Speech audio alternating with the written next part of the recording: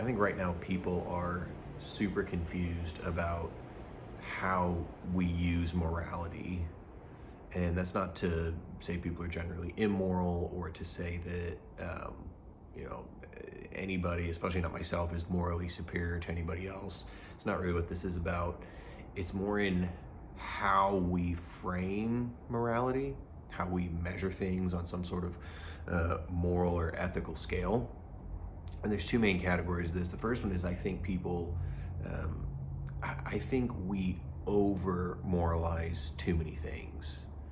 And what I mean by that is if you just take a quick audit of all the decisions you've made today, the vast majority of them are probably completely amoral. I don't mean immoral, I mean just they are completely void of any sort of moral quality. The direction you brush your hair, the color of the t-shirt you wear, whether you do fried eggs or scrambled eggs for breakfast or something of that nature. Although I guess if you're a vegan, you might say that eating any kind of meat product is immoral, but can't please everybody. Where you park when you go to the grocery store, you go through all the decisions you make. The vast majority of decisions that people make have nothing to do with morality. So I think we over moralize everything. We ascribe moral virtue to too many things. And don't get me wrong, there's definitely some of the most important decisions we make have moral quality to them. You know, you're in a tense situation with somebody and need to try to decide how you're going to treat that person.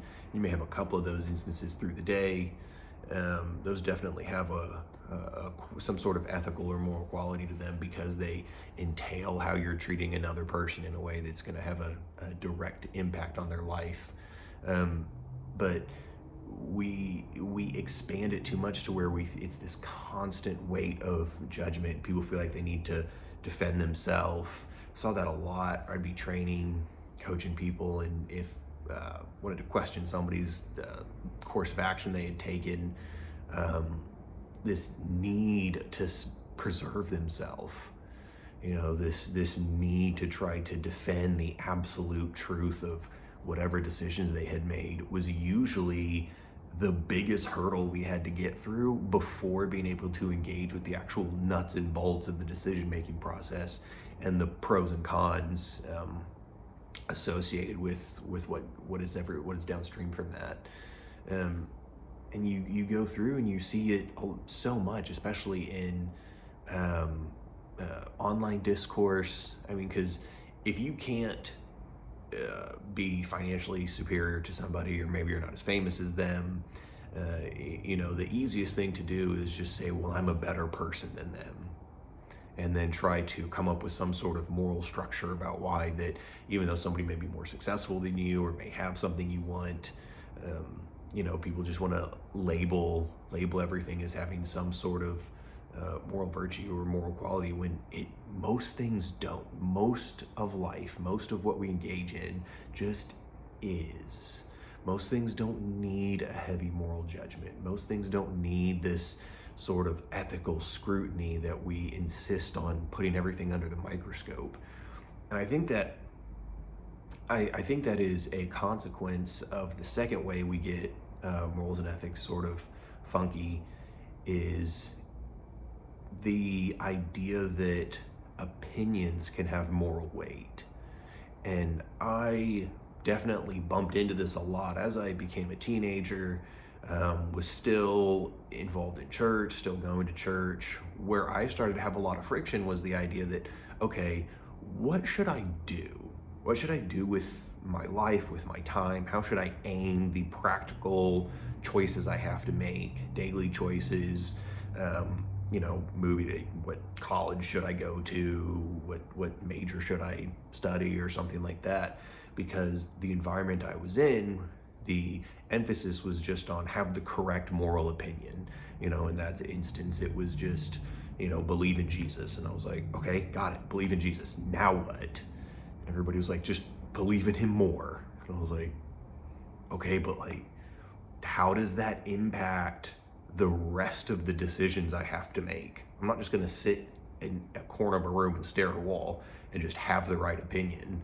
And ironically enough, that's where I think a lot of people actually are. I think a lot of people, we don't really do anything, tying into that first point, that has any sort of moral weight to it. We don't really do anything that puts us in any sort of ethical position. So we have to get our moral identity.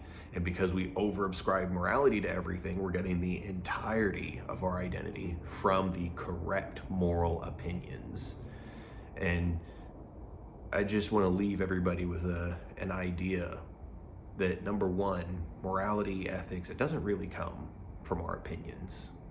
You know, it comes from the actual choices we make. Number one. Number two, very few of those choices are actually even going to be moral and ethical.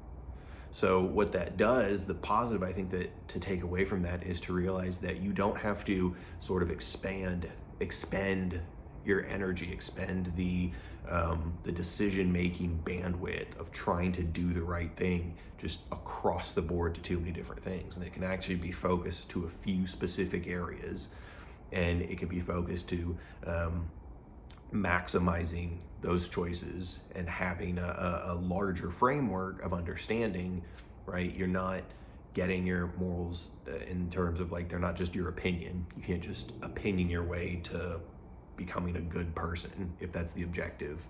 But you can take that time and take that energy to get a principled framework to operate from. And then from that framework, when instances show up for you to behave ethically, it's much easier to execute when the situation arises. And the last thing I'll leave is, if anybody's actually finds a practical way to make that happen, let me know. Because it's so easy to sit back when you're calm and think, yeah, I'm gonna do the right thing when the right thing shows up. And then the second a family member starts to annoy you, you get pissed and you get annoyed. So if that happens, have grace for yourself too.